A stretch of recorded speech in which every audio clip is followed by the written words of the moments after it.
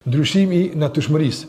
Allahu xhallahu ala ka krijuar njeriu në natyrshmëri të caktuar, edhe në kuptimin e dukjes, edhe në kuptimin e brendshmës. Edhe jashtë me atij ka një formë, edhe brendshme atij ka një formë. Tendenca e shejtanit është deformimi i formës, edhe të jashtme edhe të brendshme. Sikurse e ka përmendur Allahu xhallahu ala, domethënë deklarimin e tij publik se mbi çka ka me mbështet devimin e tij. Wala udillannahum, ka me i deviju të gjithë. Shikoj, kjo është udillannahum. Pastaj ka thonë në kuadër të kësaj, domthon wala amurannahum falyughayyirunna khalqallah. Edhe ka me i cyt, edhe ka me i detyru që me e ndryshu krijimtarinë e Allahut te barekutaala. Aja që Allah ka krijuar është edhe jashtëmja edhe e brendshmja. Çdo ndryshim që Allah ka vendosur me kështu, shejtani do të me bë ndryshe. Andaj edhe tendenca me ndru gjinin, tendenca me ndru rolin e gjinive, tendenca me ndru pozicionet e caktuara është komplet mjet i shejtanit.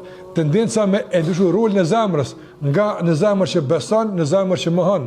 Tendenca me ndryshu mendjen e njeriu, nga një mend që mendon për kontribut edhe për të mirë të njerëzimit, me menu në shkatrimin e njerëzimit.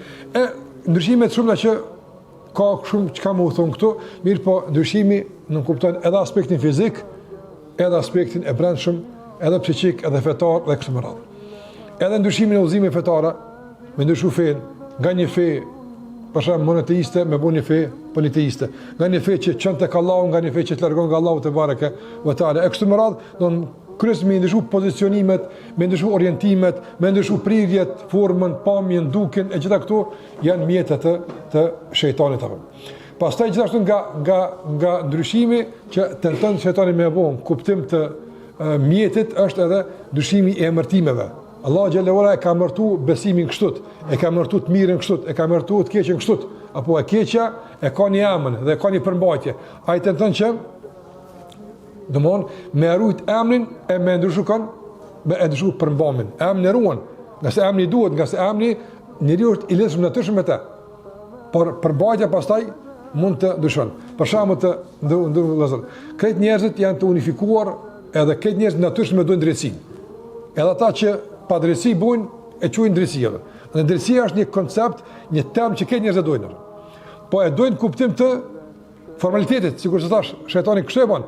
Në kuptim të përmbajtjes pastaj, dallojnë njerëz shumë ato. Dallojnë njerëz shumë ato.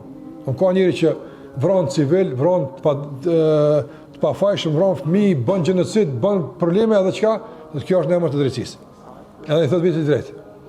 Forma tjera do që e ndryshon. Për shembull, ka ndryshuar edhe emërtimet e harameve. Emërtimet e harameve. Shpesh për shembull, kamata quhet interes, dobi, fajde. Fajda është dobi, përfitim apo. Do merr emra tjera atë. Edhe pejgamberi më ka përmend, kur do të vijë një kohë kur dash përhapat ignoranca, dominon vezvesa e shejtanit, dominon strategjia e tij çka ndodh, njerëzit e pinë alkoolin, yusammunha bighayri ismiha, ka person. E quajnë me emra të tjerë, pije shpirtënore, pije freskuese, pije relaksuese, emrat i ka kështu përmbajtje ka të njëjtën. Pije dese që de edhe e çet njëri nga binartë të qenë njëri i formuar dhe i pjekur. Prandaj duhet të pas kujdes me termet, nga sa është mjet i shejtanit keq përdorimi i termeve me përmbajtje djallëzore. Termi mund të jetë shumë i rregullt, shumë mirë po përmbajtja, edhe ne nuk duhet me u josh nga emërtimet, nga formalitetet, pra po e them nga se kjo është mendësi e shejtanit, u marr me formalitete, u marr me parolla, u marr me emra, u marr me pozitete, ne mirë me realitet. Qyrim çka thret kjo realisht, çka është kjo thirrje, çka është kjo fushat, në bazë të përmbajtjes përgjigjemi apo nuk përgjigjemi, jo në bazë të titullit, edhe në bazë të emërtimit.